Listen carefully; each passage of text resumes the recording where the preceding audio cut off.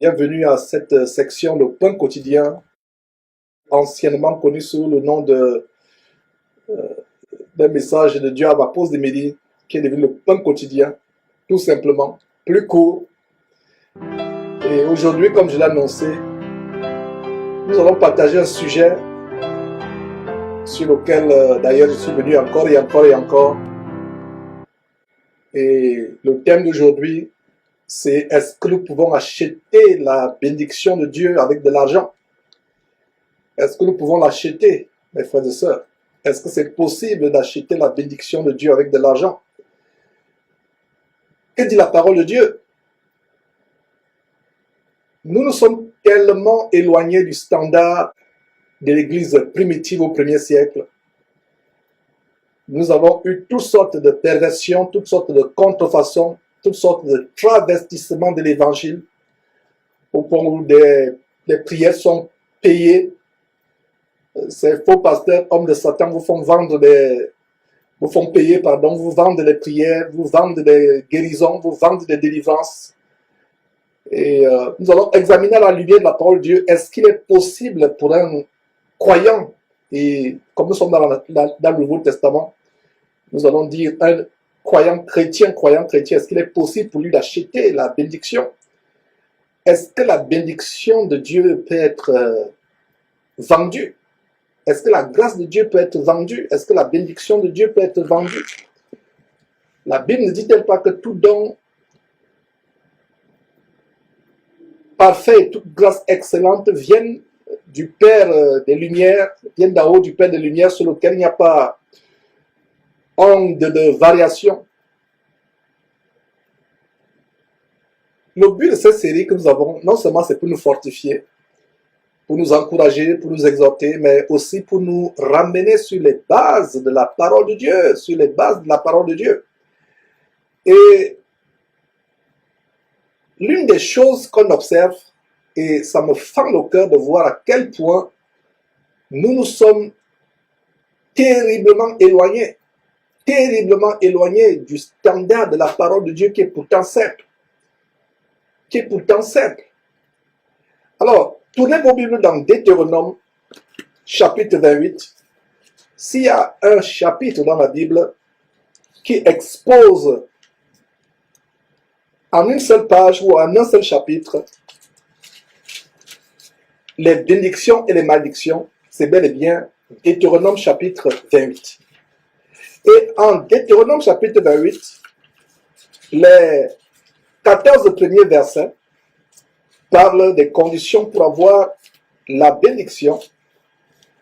Et les autres, le restant des versets, si vous êtes à Deutéronome, vous allez remarquer que Deutéronome chapitre 28 à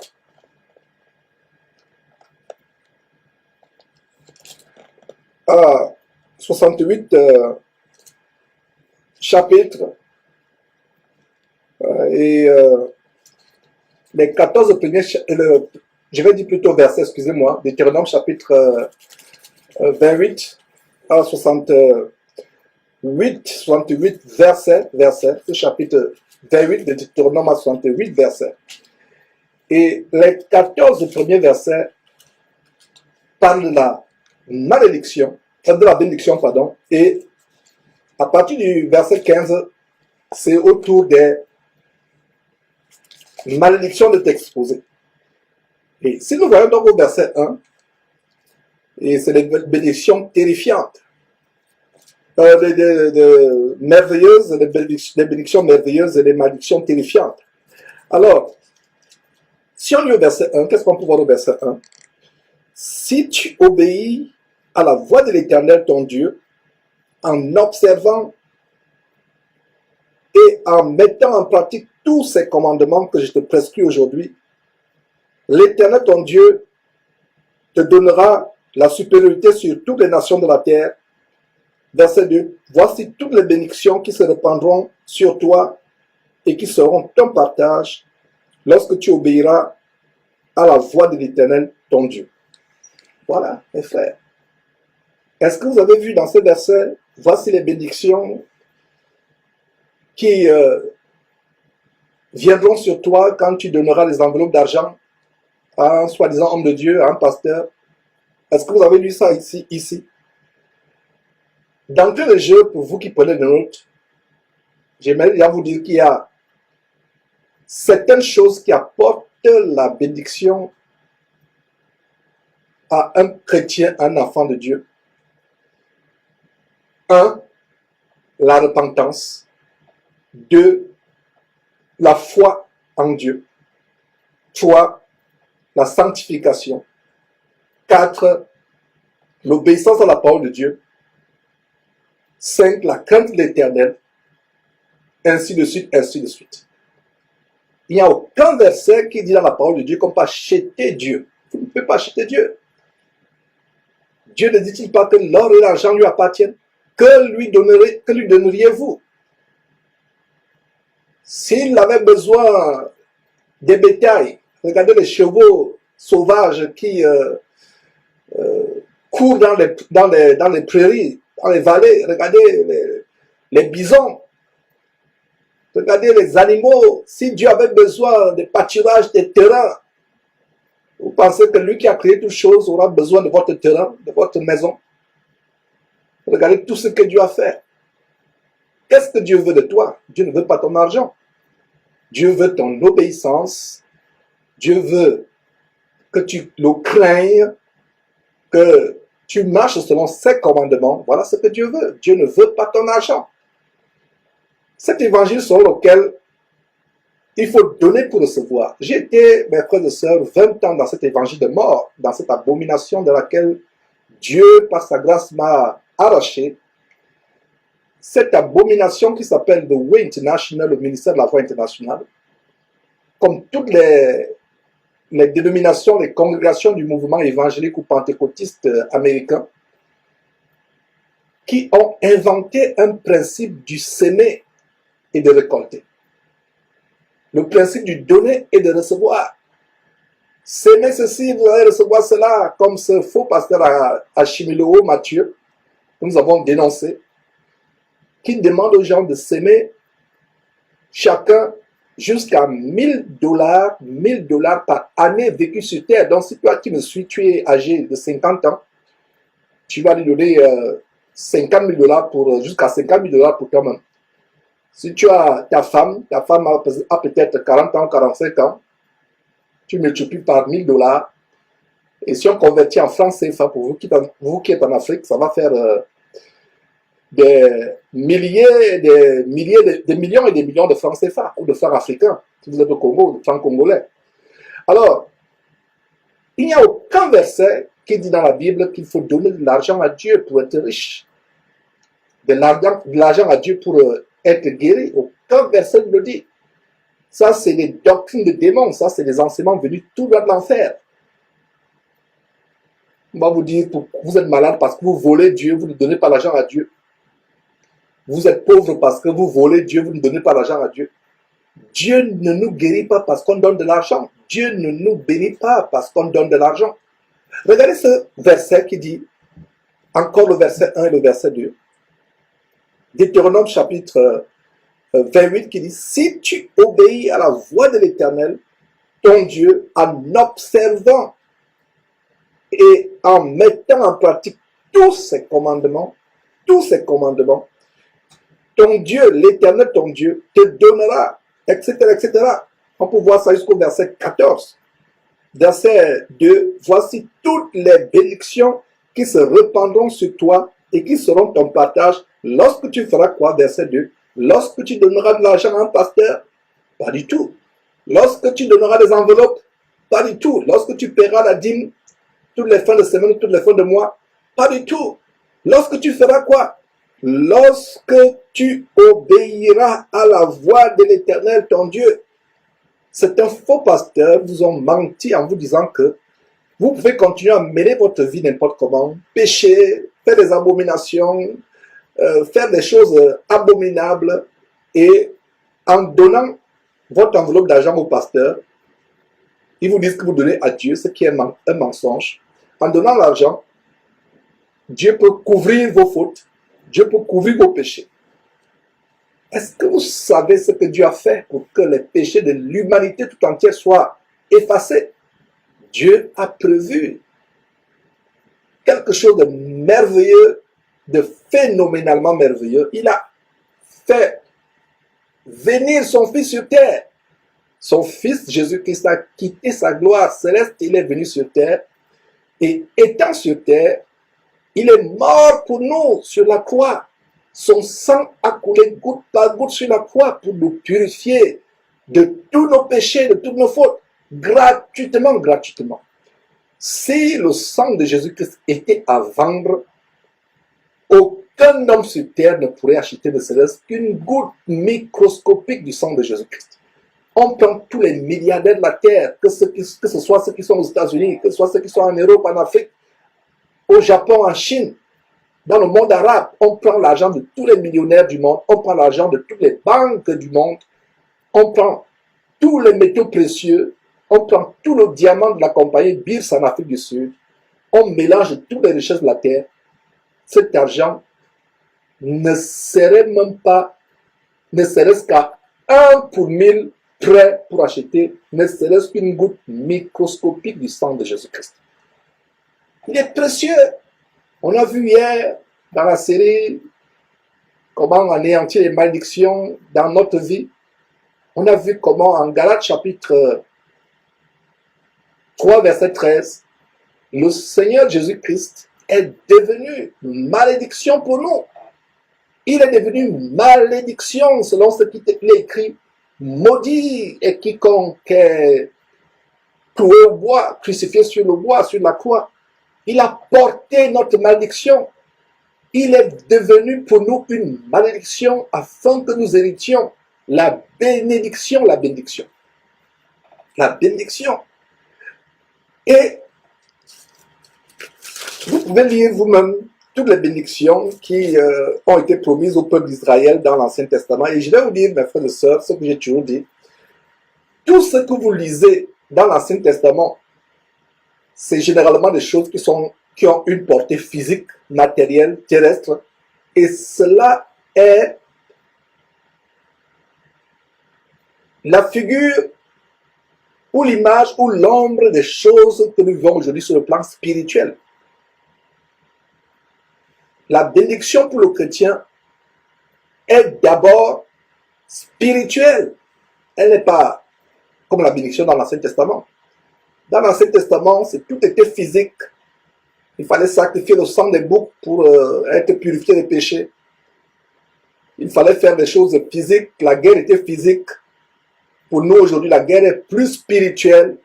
Or, dans l'Ancien Testament, c'était des guerres, des batailles sur le plan physique. Les ennemis d'Israël, du peuple de Dieu, qui livraient la guerre à Israël. Donc, c'était physique. C'était physique. Donc, aujourd'hui, tout est spirituel. Beaucoup de chrétiens aujourd'hui qui sont embobinés par des évangiles de mort, des doctrines de démons, tels que l'évangile de la prospérité, ils pensent d'abord à tout ce qui est matériel. Notre bénédiction, mes frères et sœurs, est d'abord spirituelle. Maintenant, ce qui se passe sur le plan physique, que vous ayez un bon boulot, que votre famille se porte bien, que vous ayez une bonne femme, un bon mari, des enfants obéissants, qui font bien leurs études, que vous ayez quelques biens de la terre, vous savez quoi? Je les appelle les bonus de la foi chrétienne. Dieu peut vous les donner comme il ne peut pas vous les donner. Ce n'est pas important. Ce qui est important, c'est d'aller au ciel. Donc, les bénédictions, aujourd'hui, ne sont pas matérielles. Cet évangile qui vous explique que les bénédictions de Dieu sont en termes matériels, votre compte bancaire, les richesses que vous avez, les maisons que vous avez. Ça, c'est l'évangile de mort, c'est l'évangile de la prospérité. Lisez avec moi Éphésiens chapitre 1. On va revenir à Deutéronome dans quelques instants. Donc, lisez avec moi Éphésiens chapitre 1, verset 13. Que dit Éphésiens chapitre 1, verset 13? Ce verset dit ceci. Béni soit Dieu qui nous a bénis comment? De toutes les bénédictions financières, c'est ce que vous lisez. Financières, matérielles, pécuniaires, c'est ce que vous lisez.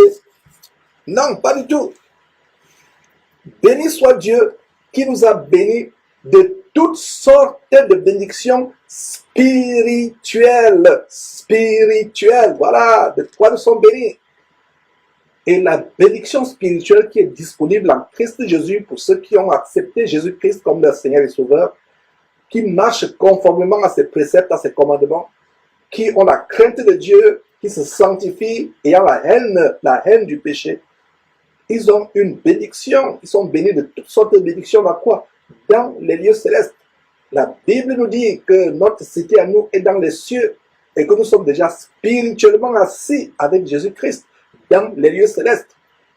Regardez ce que Jésus-Christ, avant même de mourir, disait en Matthieu chapitre 6. Ne vous amassez pas des trésors sur la terre, où la taille ou la rouille détruisent, où les voleurs percent, mais amassez-vous les trésors dans le ciel. Voilà l'évangile vrai. Au lieu de passer le temps à chercher comment vous allez devenir grand sur terre, glorieux, puissant, riche, etc.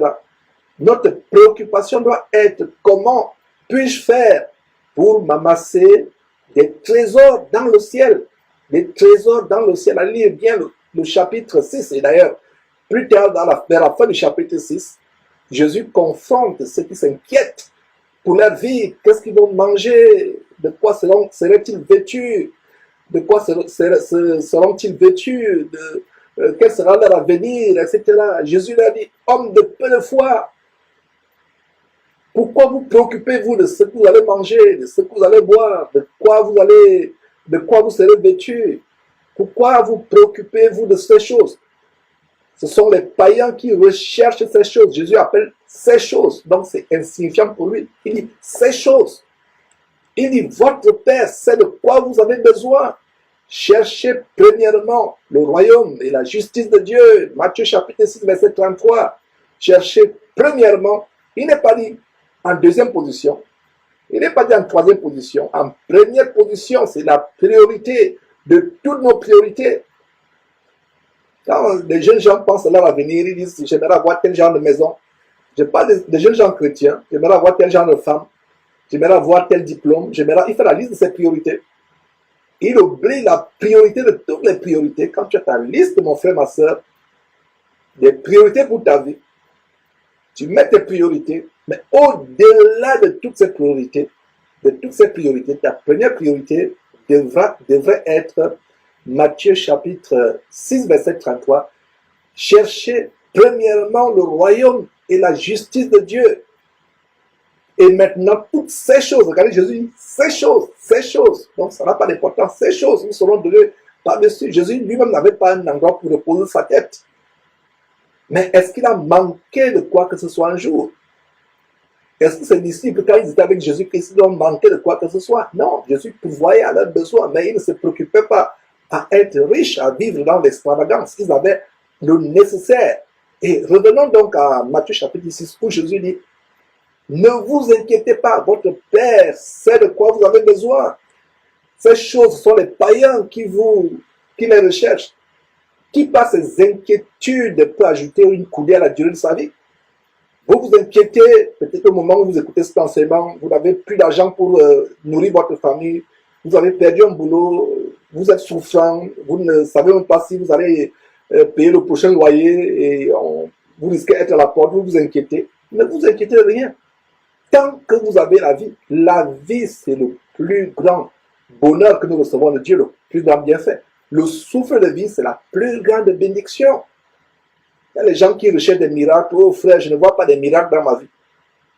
Le plus grand miracle que tu vois tous les jours, c'est pouvoir te lever de ton lit. Tu as le souffle de vie, pouvoir respirer, être en vie et dire merci à Dieu. Combien de personnes sont décédées aujourd'hui? Combien de personnes sont décédées, sont mortes dans des accidents de circulation, dans des situations terribles? Mais toi, tu es en vie, tu écoutes cet enseignement. Donc, rends grâce à Dieu pour cela. Donc, quand les gens pensent aux bénédictions, les bénédictions ne sont pas physiques. Qui vous a menti? Si les bénédictions étaient physiques, en termes d'argent, en termes de compte bancaire, les biens que vous avez, les riches ne se suicideraient pas. Ils ne seraient pas frappés de crise cardiaque. Celui qui amasse, qui augmente ses biens, amasse aussi la crise cardiaque, les AVC, les crises cardiaques. Tu passes maintenant tout ton temps à penser à ton argent. La Bible dit, là où se trouve ton trésor, là aussi se trouve ton cœur. Ton cœur ne sera plus tout entier à Dieu, ton cœur sera sur tes richesses. C'est pour ça que le Seigneur Jésus disait qu'il est plus difficile à un riche, il est plus difficile, à un chameau de passer par le trou d'une aiguille qu'à un riche d'entrer dans le royaume de Dieu. Alors, les bénédictions du chrétien sont spirituelles. Dieu nous a donné de toutes sortes de bénédictions spirituelles. Si quelqu'un vous dit de donner l'argent pour qu'il vous guérisse, pour que vous ayez un mari, pour que vous ayez une affaire qui sera décollée, que vous puissiez trouver un travail, quelqu'un vous demande l'argent, ou il vous vend de l'huile ou une poudre pour avoir le visa en France ou aux États-Unis, c'est un menteur. Et il y a quelques jours, nous étions en train d'étudier le livre de Actes chapitre 8. On a vu la malédiction qui s'attache, qui pèse sur la tête de toute personne qui a donné de l'argent à un soi-disant homme de Dieu, en réalité homme de Satan. Si vous l'avez fait, pleurez avec larmes, coulez toutes les larmes de votre corps jusqu'à ce que Dieu vous pardonne. Allez suivre cette section qui s'intitule « La mort pèse sur la tête de toute personne qui a donné l'argent à un pasteur pour la guérison, pour la délivrance. » Nous ne payons pas les bénédictions de Dieu. J'aimerais vous rappeler ces choses jour après jour, jour après jour, jour après jour, jusqu'à ce que vous soyez fatigué, jusqu'à ce que vous me dites, Georges, on est fatigué de t'entendre dire cela tous les jours. Comme l'apôtre Paul disait, je me lasse pour vous redire les mêmes choses, car pour vous cela est salutaire. Je vais vous dire les mêmes choses tous les jours, tous les jours, tous les jours, tous les jours, tous les jours, tous les jours, tous les jours. On ne vend pas la bénédiction de Dieu, c'est gratuit. C'est gratuit. C'est Satan qui fait payer les gens. Il fait payer les gens. On a étudié la semaine passée, pas la semaine passée, il y a... Oui, je vais dire, effectivement, c'était il y a 2 semaines environ.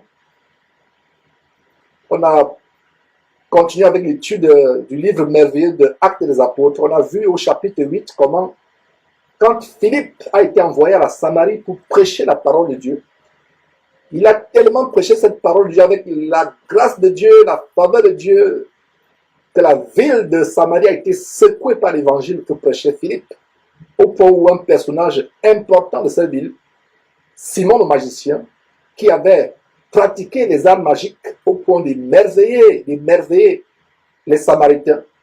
Tout le peuple de la Samarie connaissait Simon le magicien, il se prenait pour un personnage important. Il les épatait, les émerveillait par ses tours de magie. Lui-même a été touché par l'évangile prêché par Philippe. Il s'est converti. Plus tard, quand Dieu a envoyé Pierre et Jean pour que les Samaritains aient le Saint-Esprit, parce que les Samaritains jusque-là n'avaient été baptisés que d'eau, le baptême d'eau tout simplement, mais il fallait qu'ils reçoivent le baptême du Saint-Esprit. Dieu envoie Pierre et Jean. Ils arrivent. Simon le magicien voit comment Pierre et Jean, rien qu'avec l'imposition des mains, les gens reçoivent la puissance du Saint-Esprit, le manifeste. Il vit que le Saint-Esprit était donné par l'imposition des mains. Est-ce que quelqu'un peut voir le Saint-Esprit descendre sur quelqu'un? Pas du tout. Donc quand la Bible dit que quand Simon vit, il vit quoi? Il vit des manifestations, les gens qui parlent en langue, en d'autres langues. Ils étaient remplis de la puissance du Saint-Esprit. Donc quand Simon voit cela, il offre de l'argent. Conclusion, ce n'est que Satan qui vous fait payer. C'est tout de magie. En réalité, ce n'est que des tours, ce n'est que de la prédigitation. C'est des tours de magie, ce n'est pas réel. Satan ne fait aucun miracle. Tout ce que Satan peut faire, c'est des tours de magie, c'est des hallucinations. C'est la prédigitation. Satan ne peut pas opérer un vrai miracle. Alors donc, Simon le magicien qui était habitué à payer le pouvoir magique ou alors à vendre ses pouvoirs magiques à d'autres personnes, qu'est-ce qu'il fait? Il offre l'argent à Pierre et à Jean. Il dit, donnez-moi aussi ce pouvoir. Il leur offre l'argent. J'ai moi aussi ce pouvoir afin que quiconque, toute personne à qui je vais imposer les mains puisse recevoir également ce pouvoir. Donc, voilà quelqu'un qui venait d'accepter Jésus-Christ comme son Seigneur, qui venait de se repentir, excusez-moi, de se repentir.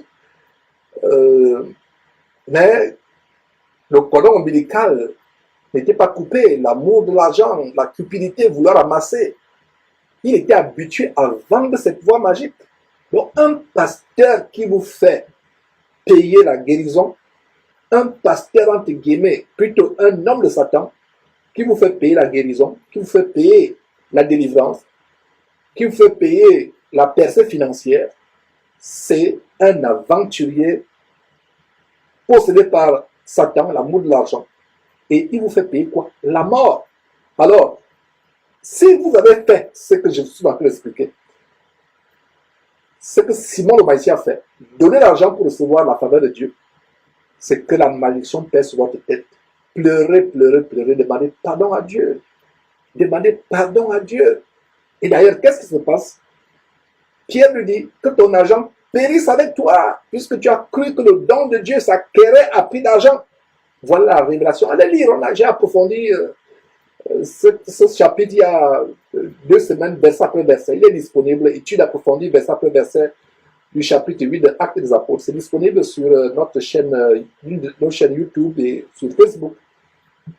Si vous voulez aussi cet enseignement, vous pouvez, vous ne le trouvez pas, envoyez un email ou un texto par WhatsApp ou par téléphone, on va vous envoyer le lien. Allez suivre cela. Vous payez l'argent à quelqu'un, vous blasphémez contre Dieu. Les dons de Dieu sont gratuits, c'est Satan qui fait payer ses pouvoirs. Qui fait payer ses pouvoirs, c'est gratuit, c'est gratuit. L'apôtre Pierre dit à Simon le magicien, que ton argent périsse, périsse signifie mourir, que ton argent meure avec toi, parce que tu as cru que le don de Dieu s'acquérait à prix d'argent. Tu l'as cru. Et c'est encore compréhensible, Simon le magicien n'était pas encore enseigné.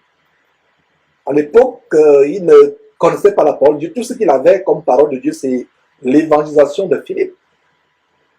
Donc vous aujourd'hui, 2000 ans après, avec ces révélations qui ont été données à l'apôtre Paul, à l'apôtre Pierre, et avec cette Bible que nous avons, qui est complète, comment pouvez-vous encore vous laisser avoir? Comment pouvez-vous encore vous laisser berner, vous laisser tromper, vous laisser gruger par des oiseleurs? Sortez des filets des oiseleurs. Sortez, sortez, sortez. La grâce de Dieu est gratuite. La grâce de Dieu, la bénédiction de Dieu, ça s'obtient par la crainte de Dieu, par la foi en Dieu, la foi au Seigneur Jésus-Christ, par la sanctification, la crainte de Dieu, la sanctification, la recherche de la piété, la crainte de Dieu. Voilà ce qui apporte la bénédiction de Dieu. Voilà ce qui apporte la bénédiction. La crainte de Dieu. Donc, si vous lisez Deutéronome, vous allez voir comment les malédictions aussi sont dues à quoi? Disons au verset 15. On a vu en Deutéronome chapitre 28, verset 1 et verset 2, pardon, comment l'obéissance est ce qui déclenche les bénédictions dans la vie d'un croyant chrétien. Et qu'est-ce qui déclenche les malédictions? Deutéronome chapitre 28, verset 15, il a dit, mais, l'Éternel liste les malédictions à partir du verset 15, mais avant il a listé les bénédictions qui viennent du fait de l'obéissance à la parole de Dieu. Mais que dit le verset 15?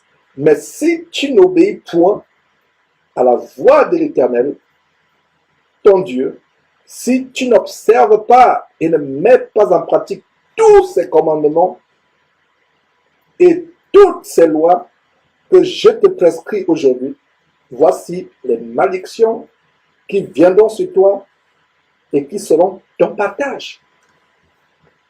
Hier, nous parlions des malédictions, comment on est pu délivrer. Il y a des chrétiens qui disent, oh, vraiment frère, j'ai l'impression qu'il y a des malédictions sur ma vie, j'ai l'impression que mes parents m'ont maudit, j'ai l'impression, allez sur cet enseignement, où j'ai démontré qu'en fait, certains enfants, même du fait de leur désobéissance à leurs parents, ils ont eux-mêmes pris des malédictions, et plus tard, ils souffrent dans la vie. Allez bien suivre cet enseignement. Vous avez fait du mal à quelqu'un, vous ne lui avez pas demandé pardon, vous avez pris injustement l'argent de quelqu'un, vous n'avez pas fait de restitution, et vous souffrez, les malédictions sont sur votre tête. C'est vous-même. Il n'est pas dit si tu ne donnes pas l'argent à Dieu. Il n'est pas dit si tu ne donnes pas tes terrains à Dieu, tes maisons à Dieu. Il a dit si tu n'obéis pas. C'est faux pasteur qui vous enseigne la doctrine de démon, de tisser une alliance avec lui. Oh, il faut tisser l'alliance avec moi. Je suis l'homme de Dieu, je suis le prophète de Dieu. Tisser l'alliance. Et tisser l'alliance, c'est quoi? Donner de temps en temps l'argent, soit par semaine, soit par mois. Et en début d'année ou en fin d'année, il faut donner la plus grosse enveloppe qui soit d'argent. Il faut donner une alliance, il faut tisser l'alliance. Vous ne donnez pas l'argent pour être béni. Et même ceux, par exemple, qui assistent à cette trompette pour qu'elle fonctionne, par exemple, pour qu'on puisse diffuser en Afrique, n'envoyez pas vos offrandes, vos contributions à Jésus-Christ dans l'espérance que vous serez bénis. Si vous l'avez fait un jour, répentez-vous au nom de Jésus-Christ. Quand nous donnons quelque chose pour l'œuvre de Dieu, par exemple, ou bien quand nous aidons les pauvres, les orphelins, nous ne le faisons pas pour attendre en retour quelque chose. Si la pensée t'a traversé la tête, en disant, ah, j'envoie à Jésus-Christ TV ma contribution pour les appareils ou pour la diffusion par satellite à la télévision en Afrique, j'envoie ma participation et vraiment, Dieu va aussi me bénir. Répands-toi de cette pensée. Ce n'est pas une pensée qui vient de Dieu. Quand Dieu a fait mourir son fils Jésus-Christ sur la croix, qu'avons-nous payé? Il nous a demandé quelque chose. A-t-il dit, peuple de la terre, je vais faire venir mon fils du ciel. Il mourra sur la croix, il répandra son sang sur la croix, peuple de la terre. Vous et vos générations après vous, vous devez chaque mois ou à la fin de l'année prendre 2 ou 3 mois de salaire mensuel de l'année et donner parce que le sang a été versé. C'est ce qu'il a dit. Pas du tout. Il vous a demandé quoi que ce soit. Pas du tout. C'est gratuit qu'il vous a donné. Donc, c'est doctrine de démons. Doctrine de démons selon lesquelles il faut tisser l'alliance. Tisser l'alliance avec un pasteur. C'est des alliances démoniaques que vous tissez. C'est des alliances diaboliques. Et ce n'est donc pas surprenant que des démons viennent faire des choses abominables sexuellement avec vous la nuit. Viennent vous hanter, viennent vous visiter. Vous ouvrez votre vie, votre famille. Vous ouvrez la porte de votre vie et de votre famille aux démons en tissant cette alliance financière. Tisser l'alliance, quelle alliance nous avons? Nous avons l'alliance en Christ Jésus et nous accédons à cette alliance par la repentance, par la foi en Jésus-Christ, la foi en Dieu, par l'obéissance au commandement de Dieu, par une vie de sanctification, c'est-à-dire une vie éloignée du péché. Voilà comment nous solidifions notre alliance jour après jour. Ce n'est pas avec de l'argent. Donc si vous avez donné de l'argent en disant que voilà, je souffre tellement, il faut que je donne de l'argent, il faut s'aimer. La doctrine de s'aimer et récolter, ça ne vient pas de Dieu. Dieu ne vous demande rien. On vous demande des sacrifices. En termes d'argent, allez lire Romains chapitre 12, verset 1 que j'aime à citer. Offrez vos corps à Dieu, pas cœur. Les gens qui disent que Dieu ne regarde pas le corps, il ne regarde pas le cœur. Allez lire allez lire Romains chapitre 12, verset 1. Offrez vos corps à Dieu comme un sacrifice vivant. C'est vos corps, un corps débarrassé du péché, de la souillure, un corps sanctifié, un corps purifié. Voilà ce que nous offrons à Dieu. Voilà le sacrifice. Qu'est-ce que Dieu disait aux Israélites? Pour moi, je préfère l'obéissance à mes commandements que vos veaux gras que vous m'immolez. Je préfère votre obéissance à mes commandements, votre obéissance à ma parole, que les veaux gras, les bœufs, les vaches que vous me sacrifiez. Cela n'a pas d'importance pour moi. À quoi bon sacrifier les vaches, les taureaux et autres, alors que votre vie ne me plaît pas, alors que votre vie dégage une mauvaise odeur, une odeur nauséabonde de péché? Ça n'a pas de sens. Ce que vous devez m'offrir, c'est des lèvres pures qui me glorifient, qui me louent, qui m'honorent. Et levez vers moi des mains pures, des mains débarrassées de souillure, de péché. Et levez vers moi un cœur pur, un cœur qui a pardonné à ses ennemis, un cœur qui ne soupçonne plus le mal, un cœur qui ne fait plus des projets iniques, qui ne planifie plus les péchés, mais un cœur pur, c'est ce que vous devez m'offrir. Voilà les sacrifices qui font plaisir à Dieu. Ce n'est pas de l'argent. Ce n'est pas de l'argent. Ce n'est pas de l'argent. Pas de l'argent. Les bénédictions ne sont pas physiques aujourd'hui. S'il arrive que vous avez une bonne situation sociale, d'ailleurs, ce n'est pas pour vous, c'est pour l'œuvre du Seigneur. C'est pour aider les pauvres et les orphelins. Ne recherchez pas ces choses. Les chrétiens aujourd'hui, certains chrétiens, ou plutôt les chrétiens en réalité, ont le cœur rempli de cupidité. Cet évangile de mort, de s'aimer, d'être grand, de passer le temps 24 heures sur 24 heures à penser aux grandes choses, à transformer votre cerveau en un aimant géant qui capte ce sur quoi vous focalisez. Vous vous focalisez sur un mari, dans 6 mois il va revenir, il va venir. Vous vous focalisez sur un immeuble, dans un an cet immeuble va venir. Ça, c'est la doctrine franc-maçonnique du fameux film Le Secret. C'est la doctrine du magnétisme cérébral. Vous transformez votre manteau en un gigantesque aimant qui capte tout ce dont vous avez besoin. Vous n'avez même plus besoin de prier Dieu. Parlez seulement sur votre portefeuille, il va se remplir d'argent. Parlez sur votre frigidaire, il va se remplir de nourriture. Vous êtes en train de louer une maison, parlez sur les murs de cette maison et vous aurez votre maison plus tard. Ça, c'est des doctrines de démons. Où avez-vous vu ces choses? Vous qui courez après ces doctrines de démons, vous êtes ceux pour qui le Saint-Esprit a prophétisé de cette manière en disant, dans les derniers temps, les gens auront la démangeaison d'entendre les choses agréables. Les oreilles vont démanger au point où ils auront besoin de se balader avec des cotons-tiges, parce que les oreilles démangent, ils nettoient. Ça se salit avec la pollution, ils nettoient encore pour bien écouter les choses agréables. Ça se salit avec cette pollution évangélique, ils nettoient encore pour bien écouter. Ils ont la démangeaison d'entendre les choses agréables. Et se tournent vers qui? Vers une foule de faux pasteurs. Pourquoi? Pour leur propre ruine. Voilà, vous ne savez pas que c'est pour votre propre ruine. Fuyez ces gens. On n'achète pas la bénédiction de Dieu. Voilà le sujet que nous partageons aujourd'hui. Elle est gratuite. Vous voulez avoir la bénédiction de Dieu, d'ailleurs qui est spirituelle. À quoi bon, mes frères et sœurs, d'être béni physiquement sur terre, d'avoir la femme de votre rêve, le mari de votre rêve, la maison de votre rêve, la carrière, la profession, le métier de votre rêve, d'avoir les enfants de votre rêve, d'avoir les châteaux, les avions et autres, mourir et tu te retrouves éternellement en enfer. Même si un homme vivait 1 million d'années sur terre, dans une richesse extravagante, ce n'est rien comparé à l'éternité en enfer. 1 million, d'ailleurs un homme pour les plus robustes, ils atteignent peut-être 90 ans ou 80 ans. L'espérance de vie, c'est-à-dire la durée moyenne de vie dans des pays, aux États-Unis, si on peut dire 75 ans. En Europe, je ne sais pas quel est peut-être le même âge. Les gens meurent jeunes.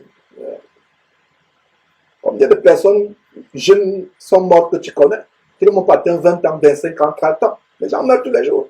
Alors, même si, hypothèse d'école, Dieu te permettait de vivre 1 million d'années avec toute la richesse, tout ce que tu veux sur terre, et tu vis éternellement en enfer plus tard. L'éternité, 1 milliard d'années, comparé à l'éternité, c'est comme si tu prenais un morceau de sucre et que tu jetais dans la mer. Regardez un peu le ratio morceau de sucre et l'étendue de l'océan. Un morceau de sucre, dès que vous le jetez, c'est fini. Il disparaît. Voilà ce qu'est la vie sur terre. Est-ce que vous comprenez cette image? Puis cette image vous amène à vous réveiller, à dire, hey, je dois chercher plutôt ma relation avec Dieu. Je dois chercher les bénédictions qui viennent d'en haut, célestes. Et ces bénédictions, c'est quoi? C'est pouvoir entrer au ciel, garantir ma place au ciel étant sur terre. Quand des personnes meurent, comme dernièrement, ce jeune qui est mort en Côte d'Ivoire, qui a passé le temps à pervertir la jeunesse ivoirienne pendant des années, tout le monde dit paix à son âme, que la tête te soit légère, paix à son âme. Quand tu meurs, c'est fini.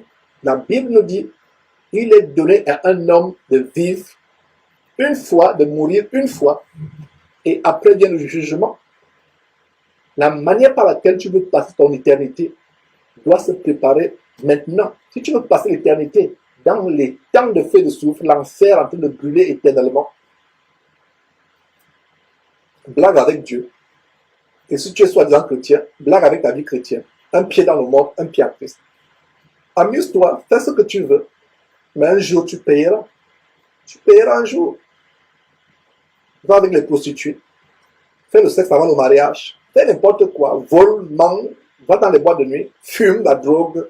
Fais tout. Mais un jour, tu seras devant le trône du jugement de Dieu. Si les gens ont la frayeur, mes frères et sœurs, je travaille dans la justice.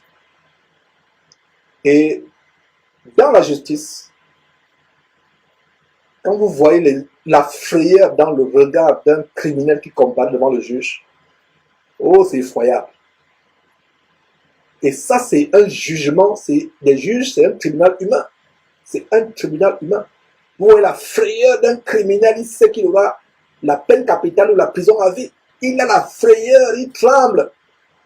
Il n'a plus ce caïd, ce gangster caïd qui violait les femmes, qui abusait les gens, qui tuait les gens. Il n'est plus caïd. Il a la frayeur, il a peur. Alors si on peut avoir peur face à un tribunal humain, qu'en est-il du tribunal du Créateur, Dieu suprême? Oh, rien que comparaître devant Dieu, mes frères, au moment où je vous parle de la chair de poule. Du moins, si vous comprenez cela, vous aurez aussi la chair de poule comme je l'ai. C'est effroyable. Alors, la bénédiction de Dieu, nous la préparons. Nous acceptons son Fils Jésus-Christ. C'est la seule voie. Il n'y a pas une autre voie. La fausse Vierge Marie n'est pas la voie pour aller au ciel. Bouddha n'est pas la voie pour aller au ciel. Mahomet n'est pas la voie pour aller au ciel. Jésus-Christ est la seule voie pour aller au ciel. Alors, vous préparez votre entrée au ciel maintenant, maintenant, maintenant. On a vu donc le cas de Simon le magicien qui a voulu payer la guérison, qui a voulu payer le pouvoir, le Saint-Esprit. Dieu lui a dit non. Dieu lui a dit par l'entremise d'apôtre Pierre, ce que tu fais là, ton argent et toi, vous allez périr. Il a eu peur. Terminons par une autre histoire.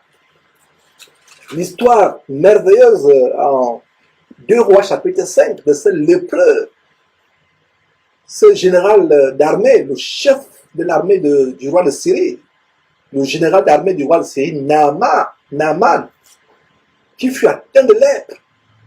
Et il fut guéri par Élisée. Allez lire cela vous-même en 2 Rois, 2e Roi chapitre 5. Il fut guéri, puissamment guéri de la lèpre. La Bible dit que sa peau est redevenue comme celle d'un bébé, d'un petit enfant. Après que le prophète, l'homme de Dieu, le vrai homme de Dieu, Élisée, lui a dit de plonger 7 fois dans le fleuve Jourdain. Quand il est ressorti à la 7e fois, sa peau était devenue comme celle d'un bébé. La lèpre est partie. Il a voulu offrir de l'argent. Qu'est-ce qui s'est passé? Élisée a pris l'argent. Pas du tout. Il a refusé l'argent. Parce qu'Élisée ne voulait pas qu'il aille dire plus tard que non, j'ai payé ma guérison. J'ai payé ma guérison. Regardez un peu. Élisée. Combien de pasteurs sont comme Élisée?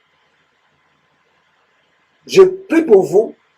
Vous m'envoyez de l'argent parce que j'ai prié pour vous. Je vais déchirer mes vêtements. C'est une façon de vous dire que mes frères et sœurs, je serai dans le désarroi total. Dans la flexion. Nous ne payons pas la guérison de Dieu. Nous ne payons pas la délivrance. Nous devons savoir cela. Nous ne payons pas ces choses. Il a offert l'argent. Élisée a refusé. Élisée se disait, il ne faut pas que ce Syrien aille dire qu'il est venu, un homme de Dieu d'Israël lui a administré la guérison et que la guérison de Dieu est payante. Voilà un homme d'intégrité. Ma prière, c'est qu'il y ait des Élysées dans cette génération qui font des miracles, des prodiges, sans faire de publicité, sans les vendre, sans tirer gloire. Ils donnent la gloire à Dieu. Ils ne vendent pas les miracles, ils ne vendent pas. Parce que quand vous vendez quelque chose qui vient de Dieu, ça veut dire que ce que vous avez ne vient pas de Dieu. C'est comme un simple livre. Vous écrivez un livre et vous le vendez. C'est la preuve que ce livre ne vient pas de Dieu. Vous faites une nuit de prière, vous dites aux gens, voilà, il y a une huile spéciale que je vais vendre. Il y a des casiers de bouteilles d'eau que je vais vendre. Il y a des casiers de bouteilles d'huile que je vais vendre. Il y a des poudres, des sels qui viennent, je ne sais pas, de la mer morte que je vais vendre. Pourtant, la mer morte n'est pas... je ne sais pas si elle est salée. Mais il vous manque avec toutes sortes d'affabulations. Et vous aussi, vous achetez. Quand vous achetez ces choses, non seulement c'est les démons que vous avez achetés, c'est la mort qui pèsera sur vous. Vous faites entrer les démons dans votre maison. Donc, Élisée dit à Géasi, dit à Naaman, je ne tente pas de ton argent. Tout ce que tu as amené, il a amené un petit trésor pour enrichir Élisée. Élisée a refusé. Et regardez ce qui se passe par la suite quand vous allez lire cette histoire, ou si vous l'avez lu, relisez cette histoire d'ailleurs, mes frères et sœurs. Le serviteur fourbe d'Élisée, Géasi, va derrière. Le général avait déjà quitté les lieux, il retournait en Syrie. Géasi le poursuit et invente un mensonge. Il dit, voilà, j'ai des vêtements, j'ai vu comment mon chef a refusé l'argent, mais il y a un problème qui se passe. Les jeunes viennent d'arriver de telle ville, ils ont besoin de vêtements, ils ont besoin d'argent, etc. Et il a pris l'argent. Il pensait qu'il était caché aux yeux de Dieu. Il n'était pas caché aux yeux de Dieu. Dieu a révélé à Élisée ce que son serviteur a fait. Élisée confronte son serviteur Géasi. Il ment. Il ment. Et qu'est-ce que Élisée lui dit? Tu penses que mon esprit n'était pas en train de voir ce qui s'est passé? Dieu m'a révélé ce que tu as fait. Tu es parti derrière pour faire payer à ce Syrien, général syrien, sa guérison. Tu es parti lui faire payer sa guérison. Alors voilà ce qui va se passer. La lèpre qui était attachée à Géasi, qui était attachée, la lèpre qui était à Naaman le Syrien, s'attachera à toi et à ta postérité de génération en génération à perpétuité. Voilà comment Géasi est parti de la présence d'Élisée, couvert de lèpre, sur le champ couvert de lèpre. Ils ne sont plus jamais vus. Et voilà comment Géasi se retrouvera en enfer plus tard, éternellement en enfer. Et Dieu a maudit même sa postérité. Donc quelque part aujourd'hui en Israël, où un juif quelque part à travers le monde est lépreux, à cause de qui? Parce qu'il est descendant de Géasi sans s'en rendre compte. Il a une maladie de peau incurable, il a un cancer de peau incurable, il a une lèpre incurable, quelque part, que ce soit en Israël, que ce soit un juif quelque part à travers le monde qui est descendant de la lignée de Géasi, qui est lépreux. Donc, non seulement Géasi, ses enfants devaient être affectés par la lèpre éternellement. Mes frères, nous venons nous rappeler ces choses afin que nous soyons édifiés, que nous soyons des meilleurs chrétiens. La bénédiction de Dieu ne se vend pas, elle est gratuite. Si Dieu mettait en vente la plus petite bénédiction, toute la terre ne pourrait pas la payer. C'est pour ça que Dieu a voulu que cette bénédiction soit gratuite. Alors, c'est un plaisir de partager ces choses. Demain, il n'y aura pas de série, de pain quotidien. Je pourrais me concentrer, par la grâce de Dieu, sur la suite du livre de Actes. On va voir ça samedi après-demain, plaise à Dieu, le chapitre 9. Et donc, plaise à Dieu, nous reviendrons la semaine prochaine avec cette série, le pain quotidien, qui était anciennement un message de Dieu à ma pause de midi. Mes frères et sœurs, bye bye.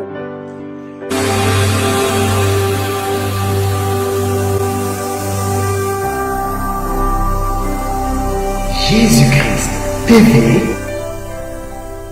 vous connaîtrez la vérité et la vérité vous affranchira.